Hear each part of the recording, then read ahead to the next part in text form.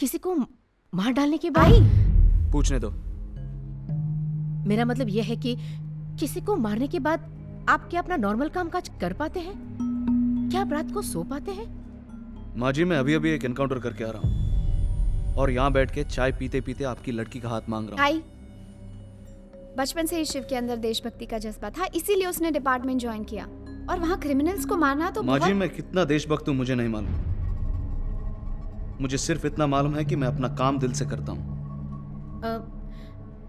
देखो, मैं एक सवाल पूछना चाहती हूँ कि क्या तुम किसी अच्छे मेरा मतलब है कि किसी साफ सुथरे डिपार्टमेंट में अपना ट्रांसफर ले सकते हो ना? मुझे अपने काम पे फक्र है। आई काय करते इस? शिव फौरन मिलना है। मिनिस्टर संजय राव गायकवाड़ को मारने के प्लान की खबर मिली है। मैं अभी आता हूँ। सॉरी, अर्जेंट काम है। अरे दूसरा क्या? किसी को मारना होगा? संजय राव गायकवाड़ पहले एक गैंगस्टर के पास काम करता था, फिर अपने ही बॉस को मार के उसकी जगह ले ली और अचानक एक दिन वो भाईगिरी छोड़कर पॉलिटिक्स में आ गया। कुछ लोग बोलते हैं कि वो अपने फायदे के लिए पॉलिटिक्स में आया और वो बोलता है कि वो पब्लिक की सेवा में है। सच भगवान जाने या संजय, लेकिन अब भी बहुत लोग मानते हैं कि उससे ज्यादा डेंजरस आदमी पूरे अंडरवर्ल्ड में तो क्या पॉलिटिक्स में भी नहीं है।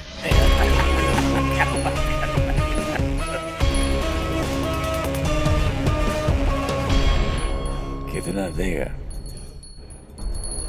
आप बोलिए।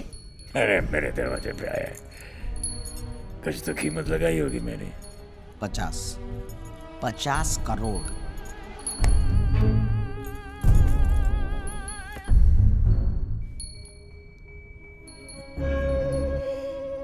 नाम क्या तेरा? लालचंद। लालचंद। लालचंद। बट नहीं चलेगा। बट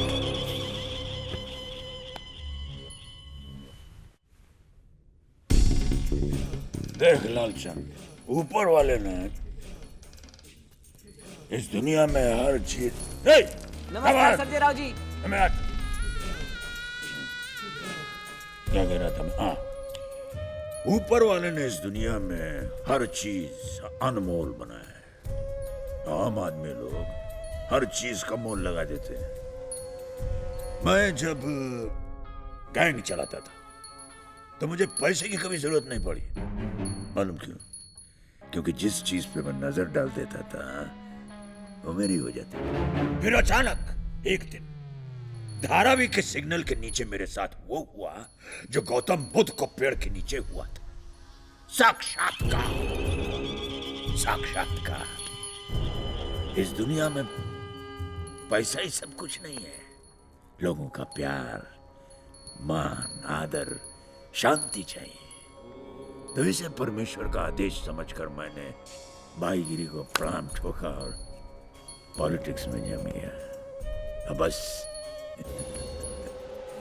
अनमोल हो गया। 60 करोड़ 60 CR कैश।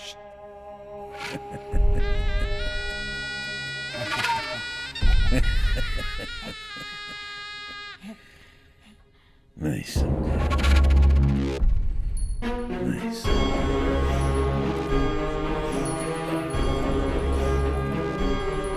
नहीं समझने वाले कईयों को हमने अपने स्टाइल में समझाया है और वो किसी को भी समझने लायक नहीं रहे।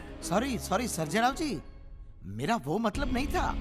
बस आप किसी भी तरह, मेरा भाई है ना वो वालचंद, उसे ब्रांड नेम कुछ भी करके ब्रांड नेम वापस दिलवा दीजिए मुझे प्लीज। फिर से सर। वालचंद को बुला।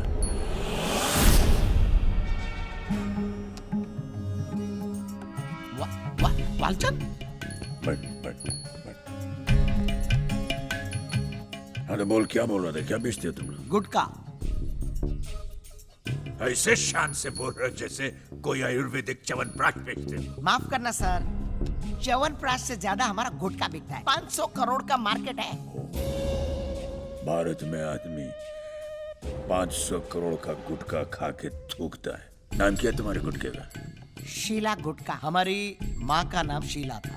दरअसल हमारे पिताजी ने हमें विरासत में दिया है शीला गुटका। धन्य है वो बाप जो विरासत में अपने बेटों को गुटखा देते हैं। खैर चलो छोड़ा। अभी एक बात बोलता हूँ, इसके बाद अब बिल्कुल बहस नहीं, एकदम फाइनल। फाइनल फाइनल आपसे फाइनल कराने के लिए तो आए हैं हम लोग। लालचंद, तुम अपने गुटके का नाम रखो शीला मिक्स। शुक्रिया शुक्रिया। और तुम वालचंद अपने गुटके का नाम रखो शीला रीमिक्स। आप चलो गले मिलो। अरे अपने लिए नहीं, कम से कम अपनी माँ शीला के लिए तो मिलो। चलो मिलो।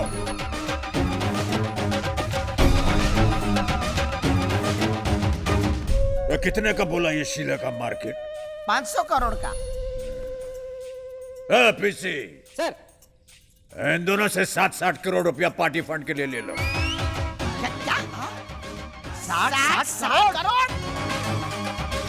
ये मेरा सर्विस टैक्स है। शांत हो जाओ, शांत हो जाओ। सुनिए देखिए, मैं न तो गांधी को मानता हूं न गॉडसे को।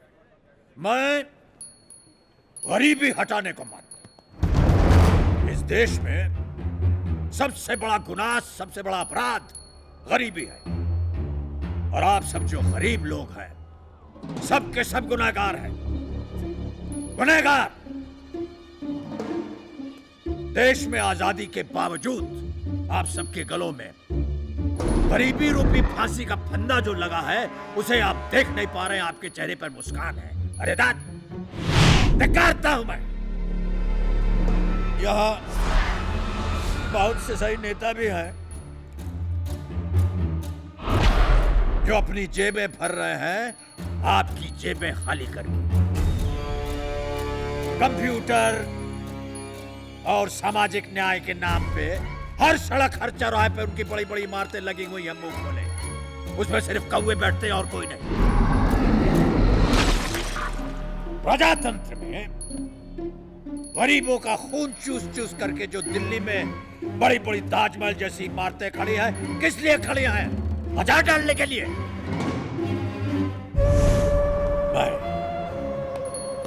मैं सरजी राव किसानों की सूखी और बंजर जमीन के लिए